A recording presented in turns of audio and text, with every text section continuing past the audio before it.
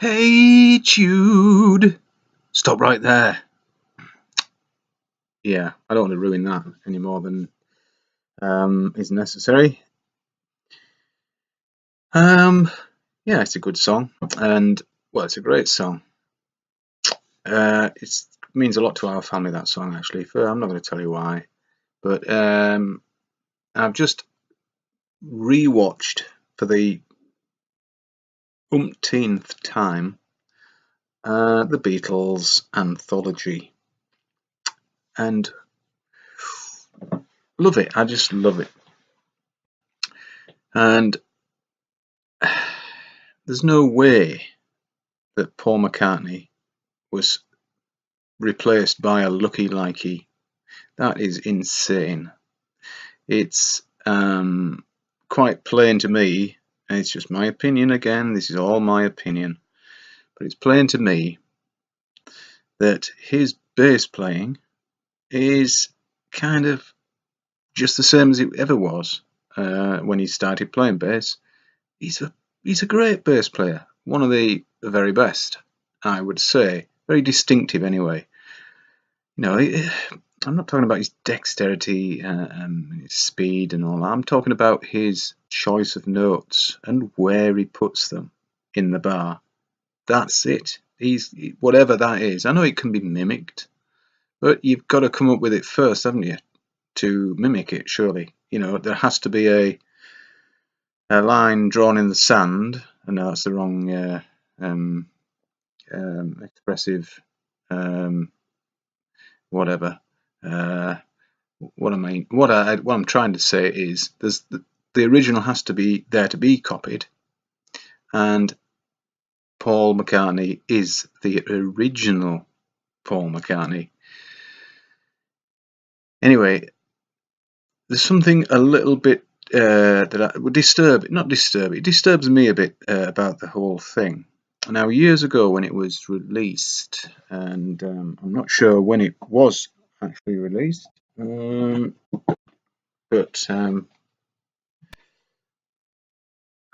there it is, look. It may say on it somewhere, but I can't be bothered. But it's the mid 90s, and there's 5 CDs in there, DVDs rather. There's 5. I'm gonna anyway. There's 5 DVDs, and each one I would say is over 2 hours anyway for each one. Closer to 3. So there's a great deal of great music and quite rare footage, I would imagine. Rare in the mid 80s anyway. But when it was released, this anthology, when it was first put out, there was a kind of like a huge 3-hour trailer for it on the telly. I'm making this up as well, but there really was something put. It wasn't a trailer. It was just excerpts from. I think that's how it was billed. The new anthology. So it was a bit of an advert for it. But that's great. And my mother being a big fan and knowing I was a big fan, she recorded it, and on it would have been VHS. It certainly was at that time. And I watched it straight after she'd recorded it, in the next couple of weeks probably. And I remember either John, the one that he just plays in C.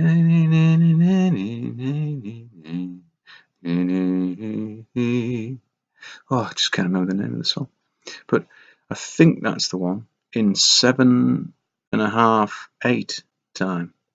And he told Ringo this, and Ringo said he used the expletive, the F word, when he was describing this, when in his exclamation to John, "What the fuck is that?" Or something like that. What the fuck do you mean? Just play me and I'll get it, which he did, obviously. So don't come to me with your 7.5 at time bollocks. And that isn't in this version. And there's another thing that I remember, because both things are quite close to my heart. And the next one is the song "Got to Get You Into My Life." Now, the Beatles started smoking weed around the time of Help, I think, or just a bit before there. When they were making the film Help, one of John's songs. And when they went to Liverpool, now I don't remember whether it was Ringo's auntie or Paul's auntie that they were visiting, had a cup of tea, and one of them had a reefer, and they were just, oh, what's that? His auntie said. Auntie tried it, and she thought, fucking hell, this is exactly what I've been waiting for. And I think, well, it's a Paul song, Got to Get You Into My Life, and it was either about Ringo's auntie or his own auntie when she first tried weed. And that isn't there either. So I don't know whether I've got a sanitized version, just typical of me to get that. But I bought it when there was a music store, selling records, CDs, DVDs, music DVDs in Redcar that was closing down. Now, I'd seen this anthology. I used to go in there quite a bit and look for bargains. And I'd seen the anthology. I think it was 60 quid. I just, I couldn't. I would have loved to have bought it, but I couldn't because I didn't have that sort of money. And even if I could muster it together, it was it was far too much. I couldn't justify it. And then when they were closing down, I know it went below 30 quid. And so thank you very much. I bought it. I bought quite a few things at the same time. So, I spent probably 60 quid, but I got a number of great things. And that's how I come to have it. And I've really never regretted buying it. I think it's a wonderful purchase. But I must go back and watch and my mum still got it because I asked her about it. The thing that was released on the telly. So I'm not into the Mandela effect. I think that's all a load of tosh as well. Where they change things, and I'll tell you why. Do you remember the film Moonraker?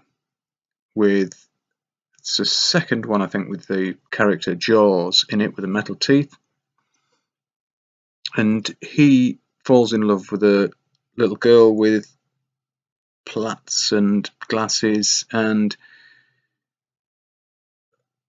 a great many people think, and I must say I was one of them, that when he smiled at her and showed her his, he kind of showed his metal teeth a little bit, and then she smiled back at him and showed her teeth, and then he smiled even more, and they're both smiling at each other. Lots of people said that she had braces in, and I would have said, yep. I was kind of 95% certain that she did. So again, my mother recorded it on the first time it was out on terrestrial television, and it'd be one Christmas time. She recorded it, and I remember watching it at the time. Probably I watched it live, but she recorded all the Bond films for my dad because he was a big Bond film fan. Me too. And so I asked her where it was. Would you please hunt it up down so I can see this, because it's I want to know. So found that bit in it, and I think it's just after the cable car comes crashing down. I think that's the bit I found anyway.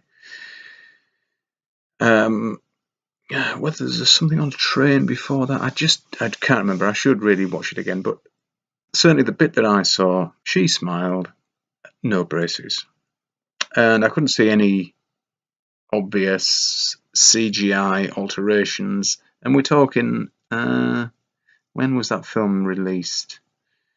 Moonraker was after Spy Who Loved Me, wasn't it? Spy Who Loved Me was when? Late 70s, was it? It's Roger Moore, so yeah, it's got to be around that time. So bloody hell no. You see, Mandela Effect cobblers to it, and it's called the Mandela Effect because people said that Mandela had died, and then he it was on the news that he'd died, but he hadn't died. He's dead now, but I mean, way back, when he was in prison. Robin Island, was it? Anyway, when he was in prison, there was apparently the news was released that he died, but he hadn't died, and that's why we call it the Mandela Effect. And Kirk Douglas was another one. I always thought that he died, and I think he's still with us now. I'm not sure. I know Cilla Black's dead. There was a point in my life when I really didn't like Cilla Black. It's probably when she was doing all that surprise bullshit on the telly, and what was that, blind date bullshit. I just couldn't, no. But I do actually quite like her music, her songs. Something very appealing, anyway, to me about her voice. And she's also in a film called, I think it's called Work is a Four-Letter Word. And I really recommend that you watch it. It's not, I wouldn't give it 5 stars, but I'd give it 4 because it's quite amusing, quite interesting. And David Warner is in it. I think it's David Warner. They call him David Warner. You know, the baddie in Time Bandits. Very funny. Yes, I think it's him. He's quite an elderly chap, I would think now. I think he's still with us, but it's a great film. Work is a 4-letter word. Set in the 60s, and well, it's made in the 60s, so it's set in real time, I would imagine, back then. But I saw it very late at night. I used to sit up and watch, film as a very young man. Late teens, I would think. I think it was at the pub when I watched it. So I left there when I was 19, so around 17, 18, 19, I don't know. But it was great. Something else that was great at the time. Did I show my bald patch there? I think I did. It's all bald, actually. All on top. All that is just bluff and bullshit. I'm very bald. The only place my hair grows very thickly is at the sides. Yeah, I should really get it all shaved off again, but I may do. I get sick of it, and then I cut it all off, wear my hat for a couple of weeks, and that's the only difference between a bad haircut and a decent haircut. A fortnight. Right. I don't think I've got much time left. I've just got 100 minutes, so I'll just tell you, just to be certain that you know this. Water does not curve round a ball. Impossible. And so we don't live on a spinning ball because that's ridiculous. And if it's clear enough right now, I'll prove it to you that the Earth, well, the water on the Earth does not bend. So until then, bye.